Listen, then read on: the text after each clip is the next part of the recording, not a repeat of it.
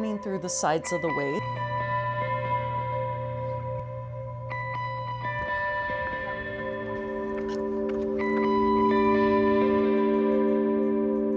About building a little nest.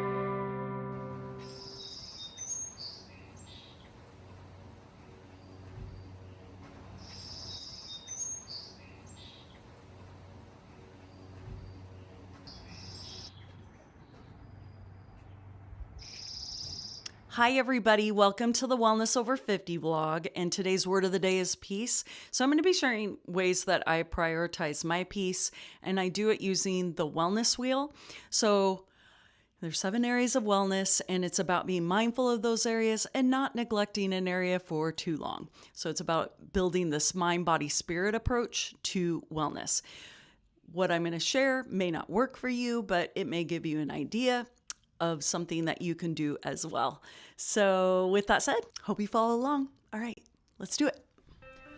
One of the first things that I like to do is choose a word of the day. So if I'm looking to create more peace in my life, I'm going to choose a peaceful word. So whether it's peace, tranquility, tranquil, calm, soothing, I'll pick that word. I'll look up various definitions of that word. I'll look up quotes, and I will also look up Bible verses. This is a great spiritual wellness practice. No matter what your beliefs are, spiritual wellness is your core values and your beliefs. So depending on how much time I have in the morning, sometimes I will actually write the words down that I'm seeing, or sometimes I just read them. And if I only have a minute or two, I'm just going to read a quote or two and get my mind wrapped around that word of the day. I usually create an affirmation. So with peace, I might say something like, peace comes from within. Take a deep breath. Exhale. Peace comes from within. Remember, planting seeds of intention are a powerful tool for peace. I want to share a couple options for you for child's pose.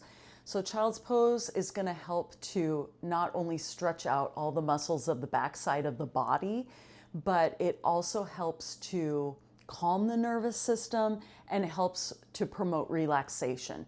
So therefore, I consider this a peace pose, something that helps to promote inner peace. If you're sitting at your desk all day and you need just a quick pose that you can do for literally a minute or two, do child's pose at your desk. So just having a seat with your feet flat. Maybe you're on more of the edge of your seat, just depends on your seat. You just want to make sure that you can feel your feet on the floor. And then you're just simply crossing the arms, dropping your head down. And if you need to make a double fist to drop the head down, feel free to do that. And you're thinking of tucking the tailbone, lengthening through the sides of the waist, and feeling the rootedness of your body. So you just want to think about letting the head relax and then feel your whole torso expand like a balloon and exhale. So you just want to think about breathing easy. So you inhale and exhale. Couch child's pose, you can place your elbows on your thighs. So you can do palms up. You can rest head in the hands. If you have the flexibility and can start scooting yourself back and then placing your body down. So you can start sliding the arms down. Maybe the arms start to drop over the legs. You can place a blanket or a bolster or a pillow at your thighs and come down and just keep coming down further and further. And then I'll show you from the floor. Because of my hip replacements, I don't like to do a full deep flexion with child's pose. So the way I do it is I take my knees a little bit wider and then I place a block, a bolster, come in close to the body, drop down. So I'm dropping and I'm feeling that bolster up against my stomach, and then I drop down, and then the same thing. You can use your hands. You can use a block at your forehead to drop down, and then you can also just come down with your forehead resting on the bolster, down like that. So there's just different ways that you can do it for comfort for you. And then your full child's pose, I have to go legs wider, tuck the tailbone, slide down, drop the head down. and feeling it all lengthening through the sides of the body as you're doing that. So there's just a couple ways you can do child's pose for peace.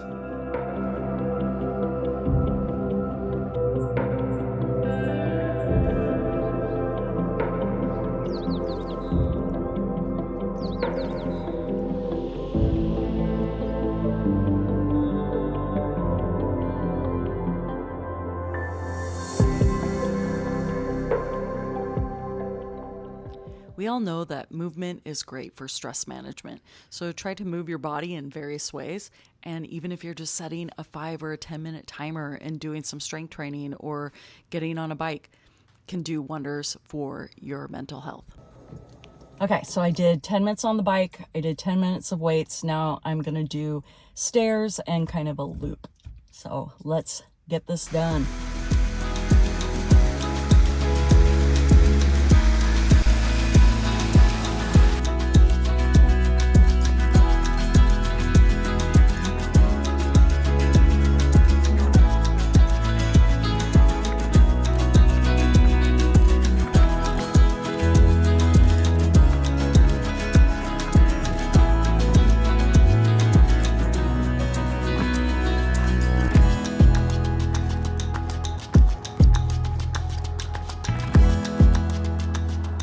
Getting ready to do my mental health walk. Not all my walks are for cardio, health, and strength.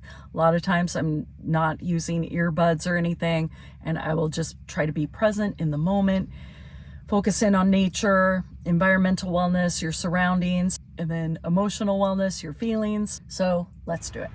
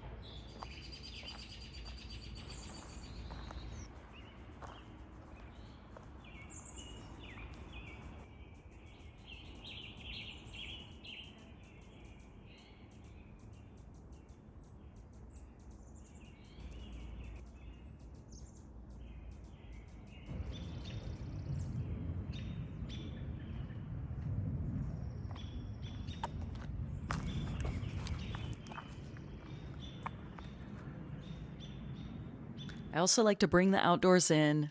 Plants are my friends, and I have many, many plants in all the rooms of my house. Some need some TLC, like this one right here, but they're great. And you buy one plant, sometimes they will thrive in your home, and you can end up separating them and have many more plants just from that one plant. So they're great to have. I love them. Since I have a little bit of time, I'm going to do some restorative yoga. Where yin yoga and restorative are different is yin is a little more active. If you're thinking intensity wise, it's going to be around a 3 or a 4 out of 10. And restorative, you're a 1. It is just about getting into a pose and thinking about building a little nest for yourself. So you really want to have as many pillows as you can, props as you can, so that you feel supported. And then you are just laying in the pose for up to 20 minutes. You can do as much time as you have. I mean, seriously, you could do 2 minutes if you want. 5 to 10 is a little more beneficial. And then the longer you go, to really let your body let go. And it's just focusing in on your breath and getting into the moment, and wear comfy clothes. You may get cold, so you do want to dress a little bit warmer. And yeah, you're just holding the pose, finding that stillness, and finding your peace. So let's do it.